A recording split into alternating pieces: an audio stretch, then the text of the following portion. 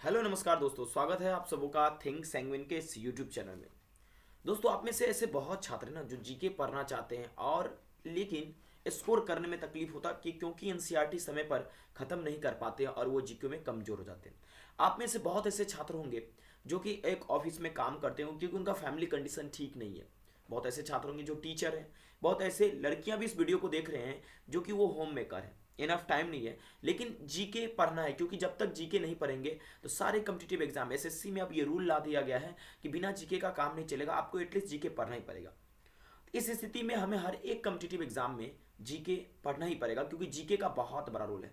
लेकिन आप जब भी फॉर्म भरते हैं तो समय ज़्यादा नहीं बचता है, कम समय रहता है। कम समय में अधिक आउटपुट लेने के लिए कोई एक किताब पर हम ट्रस्ट करके उसे पढ़ सकते हैं, क्योंकि आप में से बहुत छात्रों का बेसिक क्लियर है। सभी लोग जानते हैं इतिहास का ये टर्म है, उसमें ये था, इसमें ये था, सारे लोगों को पता है। लेकिन दोस्तों फिर भी हम लोग एग्ज़ाम नहीं निकाल पाते हैं क्योंकि दोस्तों हम लोग जो नेसेसरी कंटेंट है वो नहीं पढ़ते हैं। दोस्तों आज की इस वीडियो में मैं आपसे चर्चा करूंगा किरण के इस one linear approach general knowledge को कैसे पढ़ें, जो कि एनसीईआरटी पे लिखा गया एक किताब है जिसमें हर एक चीज़ को इंक्लूड किया गया है। एक किताब को पढ़ने के बाद आपको दोबारा किसी किताब को पढ़ने का कोई आवश्यकता नहीं है। मैं अपने पूरे शिद्दत और मेहनत के साथ इस किताब को पढ़ा हूँ या इस किताब को मैंने देखा है, ठीक है। तो उसकी बेसिस पे मैं आपको बता रहा हूँ, ठीक है। मुझे थोड़ा समय लगा। चलिए शुरू करते हैं आज की इस वीडियो को। इस वीडियो में दोस्तों मैं आपको बताऊंगा कि हम जो है इस किताब को कैसे पढ़ें। दूसरी मतलब इसी वीडियो में चर्चा करेंगे कहाँ से पढ़ें, नोट्स को कैसे बनाएं, क्या ये एग्ज़ाम के लिए सफिशेंट है और क्या क्वेश्चन इससे आता है, और इसको मेमोराइज कैसे करें क्योंकि बहुत मोटा किताब है, ठीक है।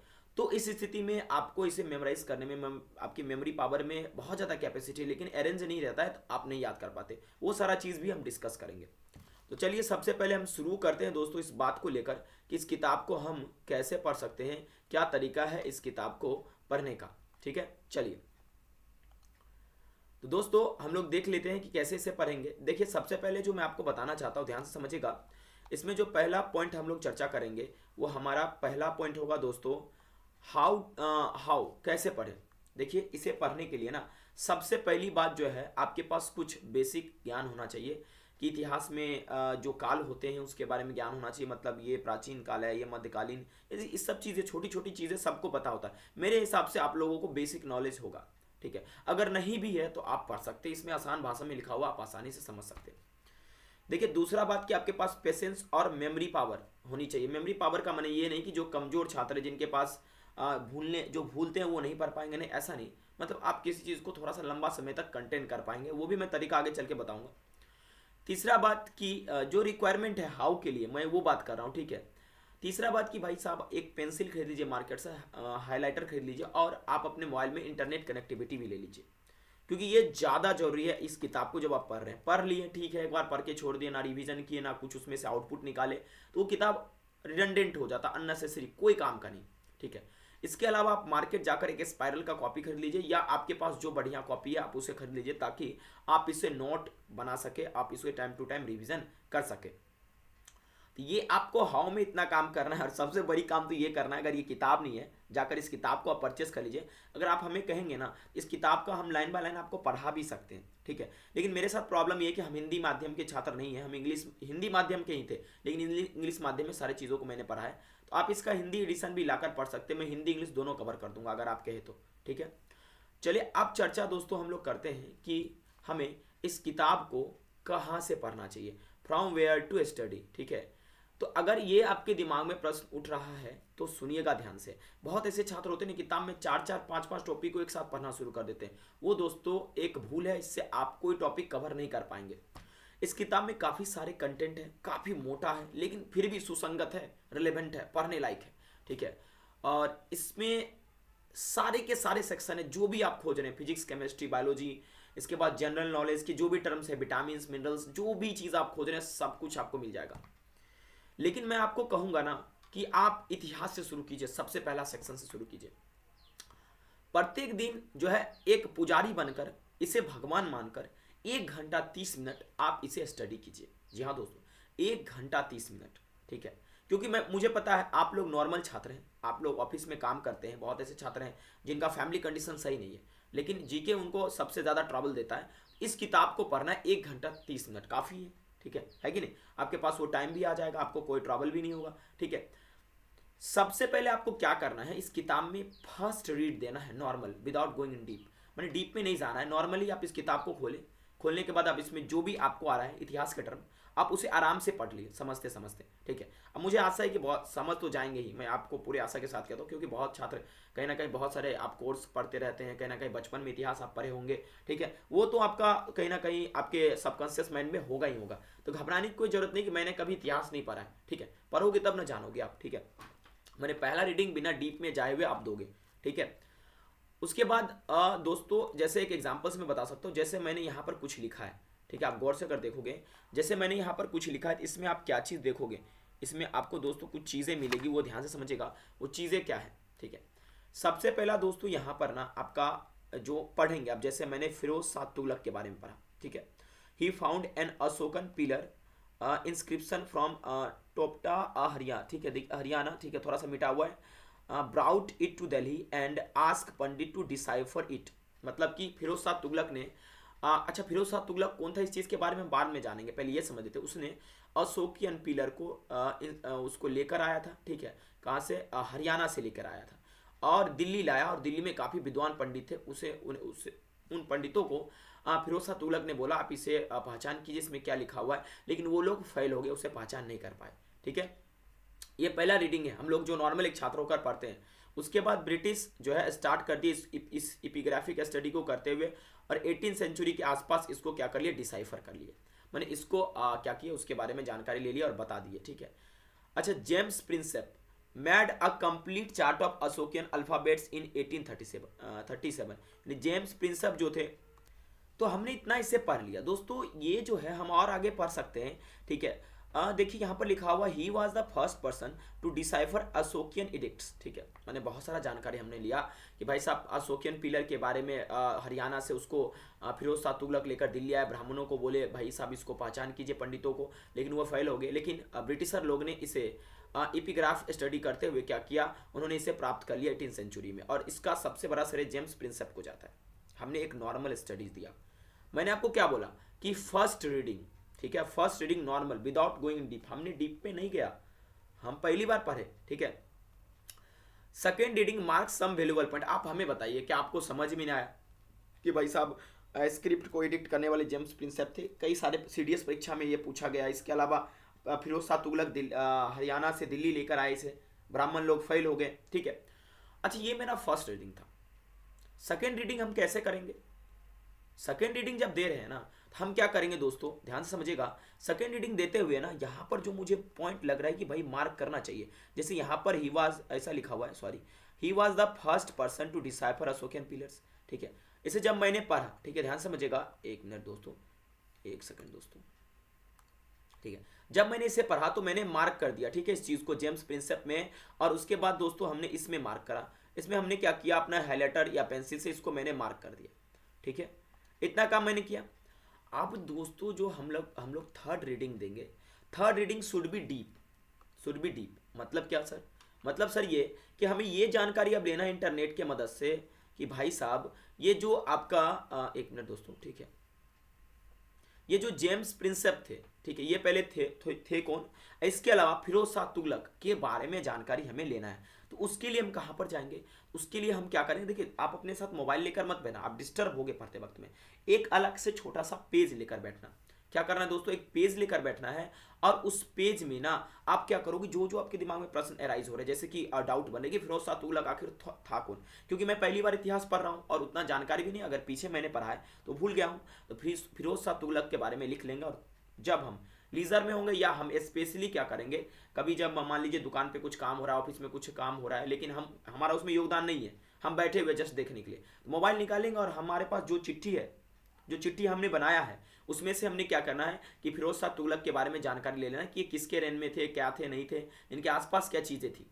इसके बाद जेम्स प्रिंसेप को किसने बुलाया, क्यों इन्होंने डिसाइफर किया, कैसे डिसाइफर किया, कई बार एग्जाम में इस तरह के भी क्वेश्चन आ सकते हैं। तो आपको क्या करना है, जो आपका लीजर टाइम होगा, फ्री टाइम होगा, आप विकीपीडिया पे जाएंगे और उसे पढ़ेंगे, और जो उसमें नोट करने लायक होगा वहीं पर आप क्या करेंगे, पेन लेकर नोट कर लेंगे और आज उसको रख लेंगे आप, ठीक है। या घर में बैठे हैं तो आप कॉपी में नोट करके आप चिपका देंगे दीवार में, और फिर लेके आएंगे घर में और नोट में लिख लेंगे। ये हुआ डीप तरह से तैयारी करना। लेकिन छात्र कैसे पढ़ते हैं, बस एक रीडिंग दिया, कहानी खत्म, क्वेश्चन नहीं मिला तो भाई देखिए किताब को पढ़े, क्वेश्चन आया ही नहीं। हेयर भाई साहब डीप रीडिंग भी देना पड़ता है। 3 तरीके से पढ़ेंगे आप, first reading, second reading and deep reading, ठीक है। जब आप थर्ड रीडिंग देंगे ऑलरेडी आप बहुत चीज़ों को रिवाइज कर चुके हो, क्योंकि उस चीज़ को आप 3 बार पढ़ चुके हैं, ठीक है। आई होप ये आपको समझ में आया कि कहाँ से पढ़ना है। और एक बात और ध्यान रखना है कि जब आप इसे पढ़ेंगे ना, तो दोस्तों एक बात ध्यान रखिएगा कि इसमें सडनली आप कभी, जैसे छात्र क्या करते हैं भाई साहब, इतिहास पढ़ना शुरू कर देते हैं, ठीक है भाई साहब, वो एक साथ क्या करते हैं, ज्योग्राफी पढ़ना शुरू करते हैं एक साथ, तो मतलब कि सारे टर्म को शुरू कर देते हैं। ये बिल्कुल नहीं करना है। आपको करना क्या है, तो आपको पहले एक सेक्शन को अच्छे ढंग से पढ़ के कवर करना है ताकि दिमाग में रह सके, उसके बाद दूसरा सेक्शन, उसके बाद तीसरा सेक्शन, उसके बाद चौथा सेक्शन। आगे बढ़ते हैं दोस्तों आप, ठीक है। अब नेक्स्ट बात है हमारा कि भाई साहब नोट्स कैसे बनाएं। सही बात है, नोट्स कैसे बनाएं, ठीक है। देखिए जब आप पूरा पढ़ लेंगे ना, तो आप को खुद पता चल जाएगा कि मेरे लिए क्या महत्वपूर्ण और एग्जाम में क्या पूछा जा सकता है। जैसे उदाहरण के तौर पे आप एक चीज़ देखिए यहाँ पर, इसमें क्या ये टर्म कभी पूछा जाएगा कि ये वाला टर्म क्या हम इसको याद रख सकते हैं, नहीं। Ask Pandit to decipher it, कभी भूलेंगे इसको, नहीं भी भूलेंगे। क्या इसे नोट में लिखना है, नहीं लिखना है, ठीक है, ओके। इसके बाद दोस्तों क्या हमें एपिग्राफिक स्टडी पूछेगा, हाँ। एपिग्राफिक स्टडी आप ऑलरेडी जब पीछे इसके पढ़ेंगे ना, आप जानकारी ले लेंगे, ये वन वर्ड सब्स्टिट्यूशन में इंग्लिश में काम आएगा, ठीक है, ओके। लेकिन ये पूछना नहीं, एग्जाम में आपके इतिहास में पूछेंगे नहीं, ठीक है, ओके। जो पूछना है, ठीक है, आप क्या करेंगे, पढ़ने के बाद आपको खुद पता चल जाएगा क्या इंपॉर्टेंट लाइन है, उस इंपॉर्टेंट लाइन को आप एक प्रॉपर वे में अरेंज करेंगे, प्रॉपर वे में अरेंज करके आप उसे अपने नोट्स में अच्छे ढंग से लिख देंगे। हाँ ये पॉइंट है, इसे इसके नीचे ये, ठीक है। और एक बात और कि ध्यान में ये रखना है कि सारे पॉइंट को नहीं लिखना है, क्योंकि सारे पॉइंट रेलेवेंट नहीं है, इररेलेवेंट हो जाएंगे आपके एग्जाम के लिए। तो ये ध्यान में रखना है कि नोट्स बनाते वक्त में आपको एक बहुत बड़ा ध्यान रखना है कि आप पहली रीडिंग में कभी भी नोट्स ना बनाएं। जो छात्र ये मूर्खता करते हैं कि पढ़ने के साथ साथ नोट्स बनाओ, भाई पहली बार पढ़ रहे हो, तुमको कैसे पता चलेगा कि क्या पॉइंट इंपॉर्टेंट है, क्या पॉइंट इंपॉर्टेंट नहीं है। आप तो भाई साहब ज्ञाता हो नहीं, ठीक है, कि इतिहास के, अगर मान लीजिए हम अवध ओझा सर को पढ़ने देते इस किताब के एग्जाम्पल के तौर पर, ठीक है, तो वो तो ज्ञाता है, उन्हें हम प्रणाम करते हैं, तो वो तुरंत बता दे बेटा देखो ये लाइन सही नहीं है पढ़ने वाला, ठीक है, इसे छोड़ दो, इसे लेना ही नहीं है, ठीक है, ओके। हम तो नॉर्मल छात्र हैं ना सर, तो इसलिए नॉर्मल छात्र हैं, तो इसे पढ़ते वक्त में हम कहीं ना कहीं पहले तो रीड करेंगे ना क्या होता है, क्योंकि हम लोग उतना विद्वान नहीं, हम लोग उतना दिन से पढ़े नहीं है, धीरे धीरे करके हम लोग के पास भी विद्वता आएगा, ठीक है। आपको ये ध्यान रखना है कि पहले रीडिंग में आप जो है इसमें नोट्स कभी कतई नहीं बनाना, किसी भी किताब का 2-3 रीडिंग कम से कम दो, उसके बाद नोट्स बना, ताकि पता चल पाए कौन पॉइंट इंपॉर्टेंट है कौन पॉइंट नहीं है, ठीक है। और सबसे बड़ी बात है नोट्स बनाते वक्त में ध्यान रखना कि आप किस एग्जाम की तैयारी करो, उसमें इतिहास का कितना वेटेज है, किस कंटेंट का कितना वेटेज है, कहाँ से ज़्यादा क्वेश्चन आया, उसी को मल्टीपल टाइम रिवीजन करते हुए आपको चलना है, ठीक है। प्रॉपर वे में अरेंज करना है, 2 और 3 को पेन को उपयोग करते हैं, काला, उसके बाद आपका रेड, उसके बाद जो भी पेन आपके मार्केट में मिले उपयोग करते हुए आप नोट्स बनाएंगे। सारे पॉइंट्स नहीं लिखना है, जो कि इरिलेवेंट है उस पॉइंट्स को छोड़ ही देना है, इरिलेवेंट पॉइंट को बिल्कुल नहीं लिखना है, ठीक है, समझ में आया बात है। अब नेक्स्ट हम लोग चर्चा करते हैं कि भाई साहब क्या ये सफिशेंट है। आप बोल रहे हो उतना कि हाँ क्या आपको बुक प्रमोशन करने के लिए दिया, नहीं भाई साहब बहुत ट्रस्टेड बुक है, हमें क्या क्यों देगा प्रमोशन करने के लिए, हम तो आपको सिखा रहे हैं इसे पढ़ना कैसे है, ठीक है। देखिए सफिशेंट है क्या ये, मेरे हिसाब से हाँ सफिशेंट है ना, ठीक है। मैंने ट्राई किया, मैंने कई सारे एग्जाम को दिया है, उसमें मैंने जीके का स्कोर मेरा इंप्रूव हुआ है, ठीक, इसलिए मैं आपको बता रहा हूँ। हम साइंस के छात्र हैं, मैथ इंग्लिश आपको पढ़ाते हैं, हम लोग भी कई सारे एग्जाम देते हैं, ठीक है। जीके हम लोग का भी प्रॉब्लम, ऐसा नहीं कि हम लोग सब एग्जाम पास कर जाते हैं, टीचर है तो विद्यार्थी बोलता है टीचर है आप लोग तो सब कर लेंगे, लेकिन हम लोग के साथ क्या होता है हम ही लोग जानते हैं ना। इसीलिए आपको ये ध्यान में रखना है कि ये क्या सफिशेंट है। मेरा उत्तर होगा हाँ भाई, मैं अपने एक्सपीरियंस से बता रहा हूँ, ये बुक ना बहुत ही डेडिकेशन से, गाइडेंस के साथ, रिक्वायरमेंट को देखते हुए ना, एनसीईआरटी को नज़रअंदाज ना करते हुए तैयार किया गया है। इसलिए मैं कहूंगा ना ये किताब ना काफ़ी सफिशिएंट है, एक किताब पढ़ के जाओ। एसएससी में अगर 25 क्वेश्चन आता है, ठीक है, आपके एग्जाम में, तो 15 से 16 जरूर कर पाओगे इस पूरे किताब को पढ़ने के बाद, करंट अफेयर्स को छोड़कर, ठीक है। टोटल आउट ऑफ टोटल, क्योंकि इतना ज़्यादा ये वॉल्यूमिनियस अगर याद हो जाए ना भाई साहब, तो केबीसी में बैठ के आप गर्दा उड़ा दोगे, ठीक है। हाँ अच्छे से तैयार किया गया, गाइडेंस में, रिक्वायरमेंट फुल डेडिकेशन के साथ तैयार किया गया, क्यों नहीं अच्छा हो, ठीक है। अगला प्रश्न आता है क्या क्वेश्चन इससे आता है सर। मेरा तो उत्तर होगा भाई साहब हाँ क्वेश्चन आता है, मैं आपको साबित भी करके बता सकता हूँ कि इसमें से क्वेश्चन आता है, इसमें से कतई शक नहीं है, ठीक है, क्वेश्चन आता है, ठीक है। देखिए ये चीज़ें आपको ध्यान में रखनी है, इसको कतई नहीं भूलना है, ठीक है। आप जो मैं बता रहा हूँ वो चीज़ आपको बिल्कुल बिल्कुल नहीं भूलना है, ठीक है, और ध्यान में रख के चलना है, ठीक है। ठीक है। अब प्रश्न ये उठता है कि सर इतना तो क्लियर हो गया भाई साहब, ठीक है, थोड़ा ये भी तो बता दो कि इसको याद कैसे करें, सबसे बड़ा रोग क्या कहेंगे लोग, ठीक है, तो याद कैसे होगा सर, याद कैसे होगा, ठीक है। अच्छी बात है, देखो ये चार्ट देख रहे हो ना, क्या इस चार्ट में सारे लाइन याद कर पाओगे जो भी डिजिट है? नहीं कर पाओगे। करोगे बोलो? नहीं करोगे भाई, नहीं कर पाओगे। लेकिन एक चीज देख रहे हो ना, पैटर्न देखो, 0, 5, 10, 15, 20, 25, 30, 35।